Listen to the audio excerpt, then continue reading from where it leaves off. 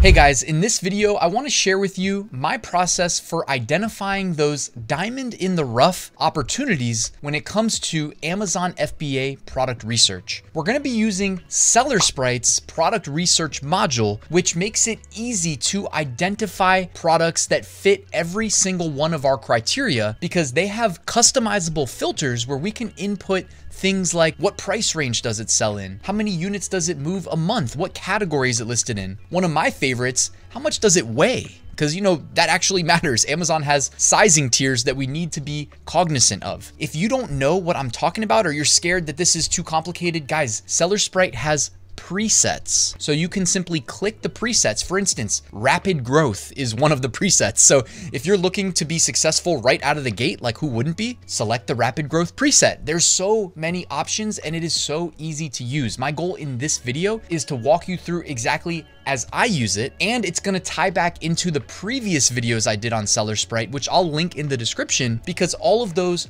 are one click away for the products that we potentially may sell on Amazon due to SellerSprite's recommendations. So we're bringing it all together full circle in this video. Let's get started. So again, we're going to be using SellerSprite for this exercise. I will link to it in the description. You can use it to get a free trial and follow along with me. So we're going to be using the product research module, as I mentioned. If you haven't used this before, go up to Tools and then look for product research underneath opportunity finders. So I'll go ahead and click that, and here we are. Now, this is where we can input the criteria for our product research, meaning we're not just looking at every potential category on Amazon or every potential product in Amazon's catalog. We can do a little bit better than that. And it's worth noting, again, these are the filters right here. So whether you want to copy my recommendations or use the SellerSprite pre-built filters, there is really no wrong approach. What this is going to do is generate product ideas that we can then validate from here. But it's going to, in using these filters, expedite the process of us identifying winners by filtering out the losers.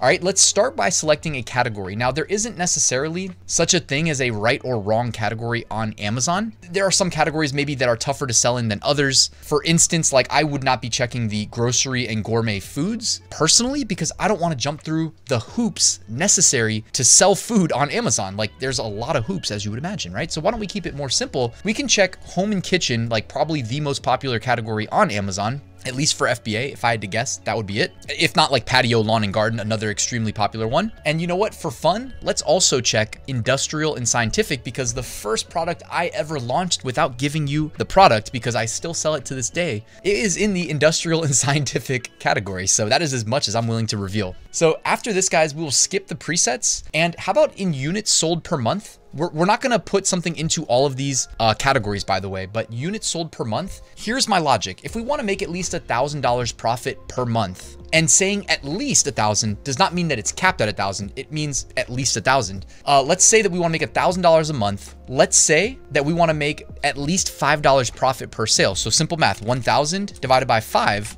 means we need to be selling at least 200 units a month. So under units sold per month, I'm gonna put 200 as the min, okay? And just to filter out the super high volume products that we need to bankroll, right? Because when we do FBA, we pre-purchase the products. If you have a product on Amazon FBA that sells like 5,000 units a month and it costs, let's just say $5 from your supplier, that means that's $25,000 a month in inventory that you need to bankroll. So why don't we set the max so that we don't have to put that much money on the line right now? Why don't we set the max to 800 units per month, okay? Since we have to bankroll this. And I'm not saying that you guys can't afford it or anything like that. Like the whole point is you scale up to be able to afford it. That's literally what I did in my FBA journey, right? I watched my bank account grow, and before I knew it, it was kind of scary, I'm not gonna lie, but I was doing wire transfers of like 30,000 plus, you know what I'm saying? Which is crazy. When you started out, my initial product purchase, all in cost was $1,600 for the product and $800 to ship. I'm just saying, for reference.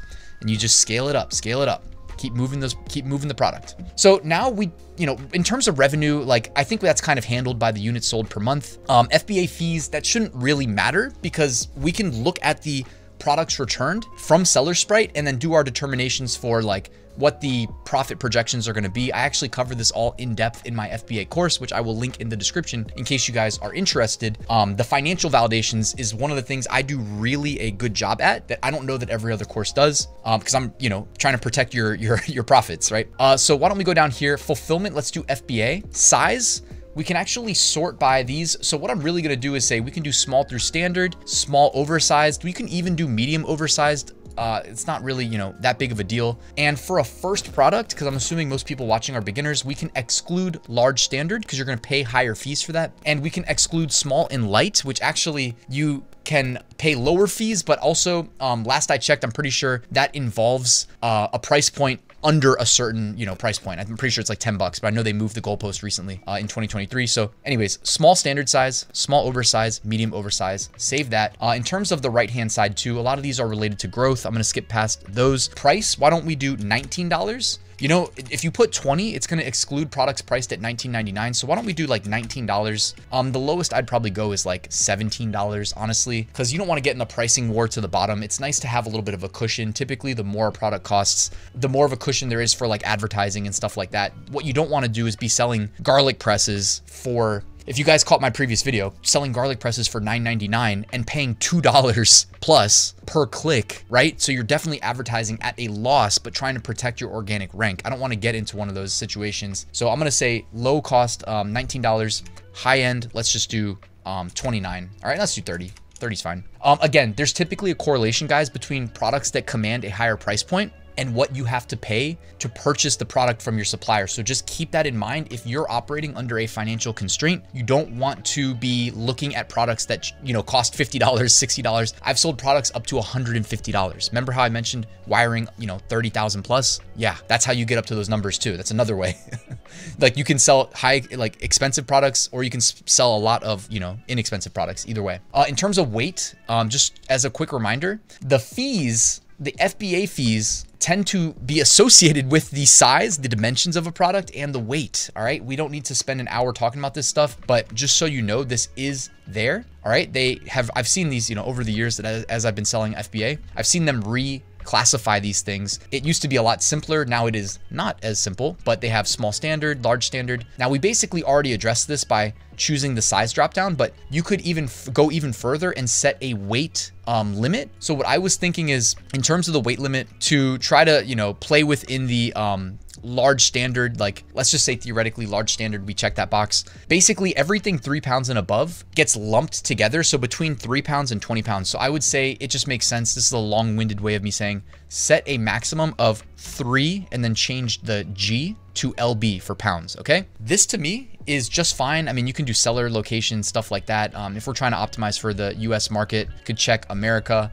That is my preference, but okay. Ready? Now we're going to hit search now. And honestly, I don't think you need to set the seller location since we checked FBA. That would be more relevant if we checked FBM as well, but we're just doing FBA. So we're going to hit search now. Give it just a second to return, and look at that, it only took a few seconds, and now SellerSprite has returned to us a ton of different product ideas. If you go down here to the bottom, guys, there is pagination to go and see even more products. You can also change the results per page as you see fit. Maybe we do 50 per page. There we go. So it reloaded the page. Now we've got 50 products in search results. And I wanted to show you guys, there is a checkbox right here for grid view. If you do grid view, check this out. Now it's easy to just at a glance scroll through a bunch of these products. If you've ever used some of SellerSprite's competitors, they don't do this. So scrolling through the potential product ideas takes a lot longer. So I love that SellerSprite implemented the grid view. Now, there are just endless amounts of product ideas. Honestly, this little insulated food delivery, that looks to me like something worth exploring, because it is lightweight, like it's gonna fold up. It doesn't, you know, I just said it doesn't weigh a lot, but it folds up, so the dimensions are probably small once it's flattened out. And I could see this having a very practical application, right? There's probably a lot of words, like keywords, that we can tap into to improve not only our organic rank, but also when it comes to advertising. Something like that, it's multi-use. Like it's not just that we're selling to a single person, we're selling to a bunch of different people for different reasons. So this is something that I would be very interested in looking into. Now, one of the things I actually like to do is go back here and uncheck the grid view now that we found a good product. All right, and let's go back down and find the food carrier. All right, so right here, I prefer this view, I think. So what I wanted to show you guys is first and foremost, right here, you can see the monthly sales. So this 626 represents the monthly, the 30-day sales and the growth in 30 days. So month over month, this has seen a 226% increase. That is crazy. So this is trending the right direction. And you can actually see that as well in this little graph here. The orange line is the previous months leading into right now. And then the blue line is the current month and future projection based on how well it's doing today. So that alone, I mean, yeah, and no product is going to go on an increase forever because this is a relative data point, right? So if it's on an upswing, it's going to have to either maintain that forever or, you know, more reasonably, it's probably going to do a little bit of a zigzag. But overall, you want to zoom out and look at the trend. And that's actually where over here on the right-hand side, they have these little icons. Click the bar chart icon and you can see more of the historical trends. So I wanted to show you that right here. It looks like it goes back only to, okay, so this product actually launched in, it looks like July. No, that's June. That's June of 2023. That's actually really impressive. If this had more sales history available, you could click display by year and actually evaluate year over year over year, which is another way of looking at a very macro view of the product growth, okay? So I just wanted to make you guys aware that this is available. You can export the data to Excel as well using that button there at the top. And just so you know too, there is, I didn't mean to click the profitability calculator yet. I wanted to show you, they also, SellerSprite also integrates with Keepa. Keepa is one of those like longest standing Chrome extensions for Amazon sellers. It was around, I was using it when I got started in late 2016. You can view things like the BSR history. You can view the ratings, the average review. So you can see this is basically teetering between 4.3 and about 4.4. You can see the number of reviews climbing. That's the red line right there. And you can see the price as the yellow line. And it looks like they are not really repricing their product. I actually think that's a missed opportunity. If you guys didn't know, you can reprice your product. Just drop it down at least like 5%. I'm pretty sure that's the minimum. And Amazon will do the price slash through and put in red text on your listing, 5% off, right? And you can go as high as you want in terms of the discount, but anything you do like that is a nice way of standing out. Sometimes it even tags it in search results, which is a nice way of popping in search results. We know how competitive it can be there, and just do anything you can to stand out and to increase your conversion rate. So I constantly reprice my products. I do that for my FBM listings as well, where you can just use a spreadsheet and do it all in bulk. So that's a quick tip for you guys. And I'm actually blocking it, but down here in the bottom right corner, you can change the date range as well. Okay, as you see me doing here. So I wanted to make you guys aware that that also is functionality built into Keepa and their integration with SellerSprite. So remember our previous videos, guys? I mentioned that you can do things like reverse ASIN lookup. This is incredibly powerful. And you can see here, it actually expanded out the variations included in this listing, okay? So you can scroll down here and check out all of the main keywords and phrases associated with this listing being as successful as it is. Instead of just looking at the lump sum sales that this is generating, right? 626 sales in the last 30 days, the reverse ASIN lookup will give you each phrase and how relevant it is to this listing. So clearly the word DoorDash is the most relevant in terms of click share. Okay, this is an incredible metric that SellerSprite makes available. It is responsible between DoorDash and Uber, and I assume Uber related to Uber Eats for food delivery, that's about 72%. You guys see what I did there? 72% of the click share is from those two phrases. So you already know what you need to be prioritizing on your ad spend if you choose to sell this product. Now, don't just choose to sell it because it showed up in search results. Go and do more research, right? Like, I mean, there's so much you can do. We looked at reverse ASIN. There's the keyword explorer, okay? Look in further in depth into keywords for this product and their competitors. Look at the ads insight. You shouldn't be doing FBA if you're not planning on launching ads, because that is how Amazon intends for us to expedite ranking our product. They want us to hit the fast forward button by paying for visibility, making orders, which of course that sends the strongest signal to the Amazon algorithm, what keywords, what phrases are relevant to our product. That is from conversions. The fastest way to convert is for people to actually know our product exists, which is probably going to require running some ads for a new product. You guys already know that, but SellerSprite has the ads, the PPC ads insight, guys. Remember this, I did a previous video. This is where watching the old videos is really going to come into play, guys. Each one of these bubbles represents how many search terms were in the campaign, and each row is a different campaign. So this is over a period of time. I love how they split this stuff up. For instance, right here, this bubble, we can actually click it and we will get further insights into what keywords, what phrases were involved in this ad group, guys. And you can even see things like the PPC bid associated with with this this keyword or this phrase. These are all outlined in previous videos I did on SellerSprite, so please make sure to check them out. Got the keyword explorer, guys, related products even. So maybe it's not just going to be this product. Maybe you go and check out their competitors and see if somebody's doing it better than them. This is one of the benefits of seeing the reviews. If they're a 4.0, well, go find a 4.2, a 4.3, 4.4, right? This one right here is a 3.9. You can probably do better than that, okay? You can also, if you saw the previous video I did, check out their reviews analysis where AI will read all of the reviews, even if there's 10,000, and then it will crunch it into the most relevant data that you need to see what they're doing well in the customer's eyes and what they need to improve upon, so you can make your product that you launch the best one out there, guys. Last, this is why I wanted to make sure I mentioned that I really am a fan of making sure your margins are good. Check out the profit calculator. It is that little calculator icon right there.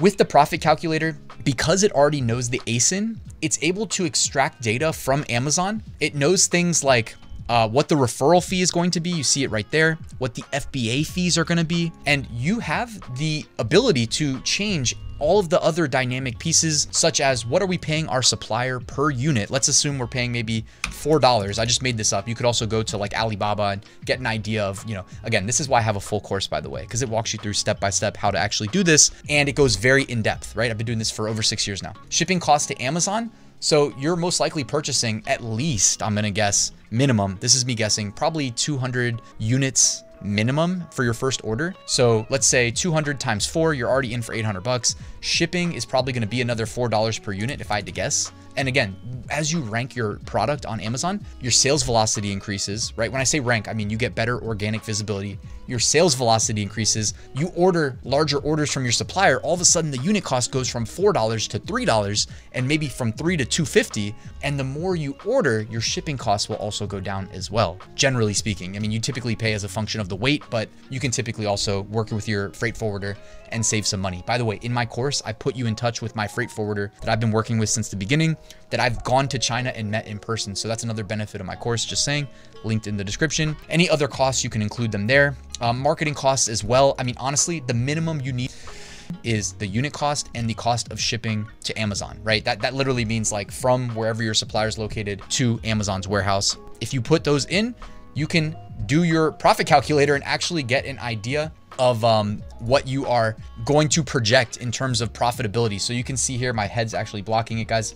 You can look and see that in this case, if we use the exact price that this product we have been studying the entire time is using, which is $19.99, we can project a $3.49 profit on every sale, and that is without ads. So that means if we want to advertise, we can spend up to $3.49 per order in order to operate at break even. The profit margin is about 17.46%, which may not seem like a lot, but again, this is me doing projections, and that was literally off the top of my head. I actually think this is probably pretty accurate. That profit margin will go up as you increase your order size, like I mentioned. So guys, that is the SellerSprite product research module. It ties into everything I covered in the previous videos. Hopefully you enjoyed this little series I did to help you get started with your FBA business. SellerSprite is really the one doing the work. I'm just showing you how I use it to be successful with Amazon FBA, guys. So make sure you check it out. It's linked in the description. Thanks for watching. Please hit the like button, please subscribe, and I'll see you tomorrow with a new video.